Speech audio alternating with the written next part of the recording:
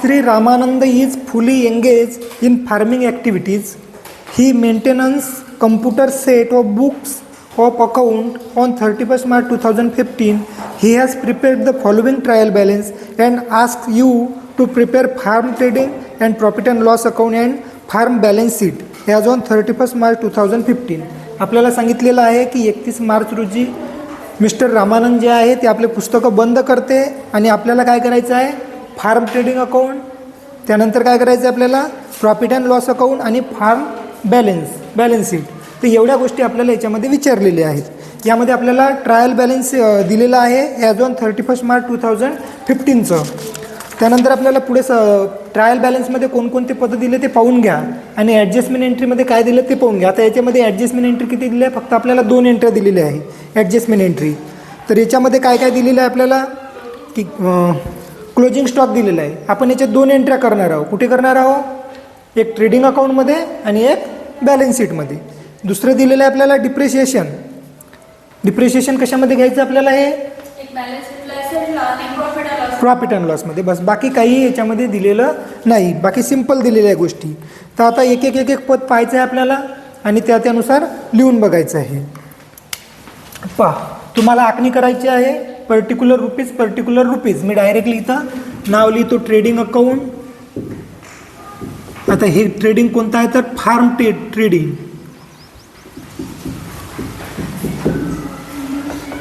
Form trading, त्यानंतर आपला profit and loss account,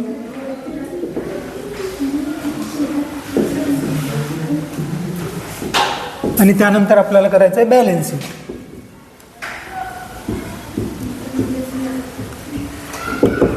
okay, हे 3 अकाउंट आपल्याला करायचं आहे. आता एक पद तुम्ही सांगा, त्याची अमाऊंट पण सांगा. ओके, पहा पहिलं पद काय दिलेलं आहे त्यांनी, कॅशेड बँक. कुठे घेणार आहोत आपण, बॅलन्स शीटमध्ये. कॅशेड बँक किती आहे अमाऊंट, 7,600. ओके, त्यानंतर डेप्टर्स कुठे लिहिणार आहोत, डेप्टर्स या शीटला अमाऊंट 2,000. त्यानंतर ओपनिंग स्टॉक कुठे लिहायचा आहे, फार्म ट्रेडिंगमध्ये. ओपनिंग स्टॉक यामध्ये कोणकोणते पद आहेत सांगा, लाईव्ह स्टॉक 10,000 रुपये. त्यानंतर ग्रेन, धान्य, ग्रेन किती आहे 2,400. त्यानंतर कॅटल फीड, पशुखाद्य किती 3,000. त्यानंतर सीड्स अँड फर्टिलायझर्स 1,000. त्यानंतर सर्वाची टोटल 16,400 रुपयाचा आपला ओपनिंग स्टॉक झालेला आहे. त्यानंतर काय दिलेलं आहे,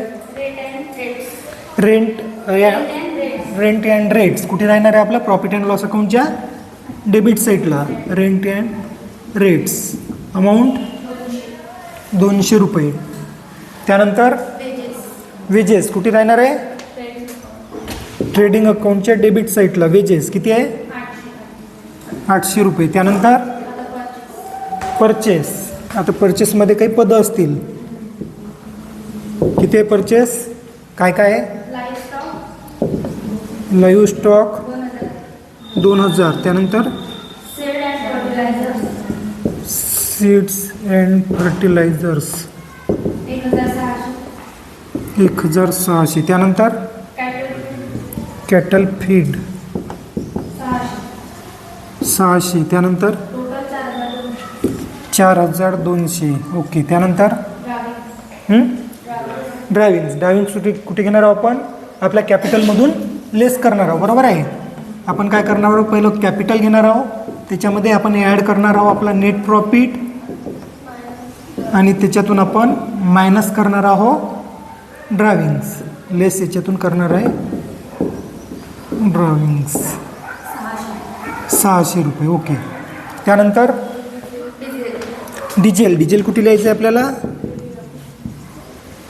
किती आहे डिझेल 200 रुपये. त्यानंतर मशिनरी कुठे लिहायची आपल्याला? बॅलन्स शीटमध्ये. याच्यावर आपला डिप्रिशिएशन आहे, बरोबर आहे. मशिनरी अमाऊंट किती आहे? 20,000. आणि याच्यातून आपल्याला लेस करायचं आहे किती % डिप्रिशिएशन आहे? 1 आहे की 10 आहे? 1%. ओके, 1% म्हणजेच किती? 200 रुपये. म्हणजेच किती राहिले? 19,800. ओके, इकडे सुद्धा आपल्याला डिप्रिशिएशन लिहून टाकायचं आहे. Depreciation on machinery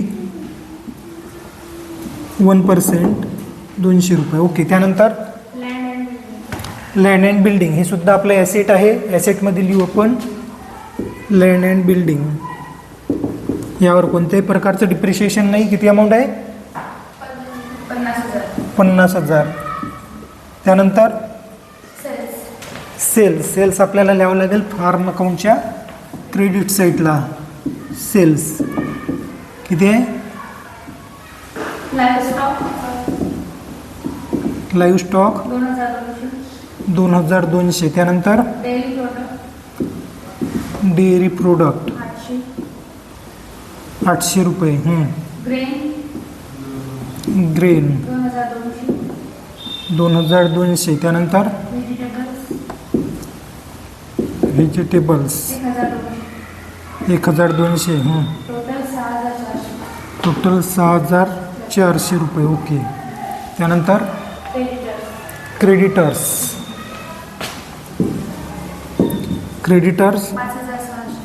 5,600.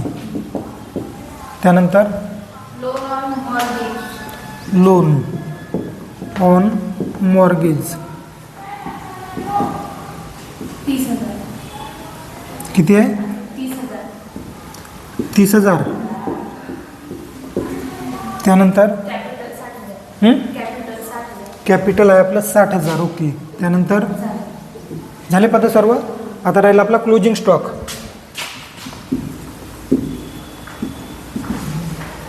Closing stock किती आहे? Closing stock live stock 12,000. 12,000. Grain 5,000. Grain 5,000. Cattle food 2,000. Seed and fertilisers 2,000. Total किती आहे? 12 आणि 5 17. 17 आणि 4 21,000. इकडे लिहू आपण क्लोजिंग स्टॉक 21,000.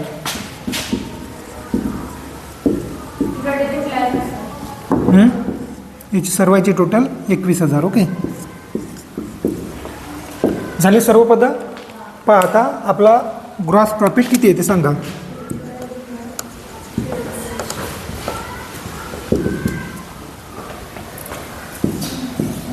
या साईडला आपले 2 पद आहे, 6,400 आणि 21,000. म्हणजे किती होतात? 6,000 आणि 21 27,400. बरोबर आहे ना? 27,400. याच्यातून लेस करा, घ्या लेस करा. 27,400 मधून मायनस करा 16,400. 800, 4,200 आणि 200. 5,800 हा झाला आपला ग्रॉस प्रॉफिट. तो लिहू आपण प्रॉफिट अँड लॉस अकाउंटच्या क्रेडिट साईडला. Gross profit 5,800. दोन्ही साईडची टोटल राहील 5,800. 5,800. याच्यातून 400 रुपये मायनस होईल. 5,400 आपला नेट प्रॉफिट राहील. त्यानंतर हा नेट प्रॉफिट आपण काय करणार आहोत? इथे ॲड करणार आहोत 5,400. हे झाले किती? 65,400. 65,400 मधून 600 रुपये मायनस करायचे आपल्याला.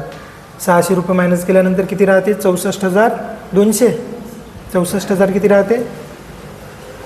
64,800. 64,800 याच्यातमध्ये ॲड करा 5,600 आणि 30,000.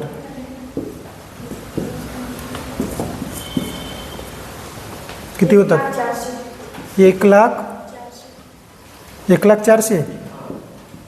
ओके, इकडे पा टोटल 1,04,000 येते का? तर 7,600, 2,000, 19,800, 50,000 आणि 21,000. 7,600, 2,000, त्यानंतर 7,600, 2,000, 19,800, 50,000 आणि 21,000 आणि 21,000. आलं ना? ओके, 1 लाख. ओके.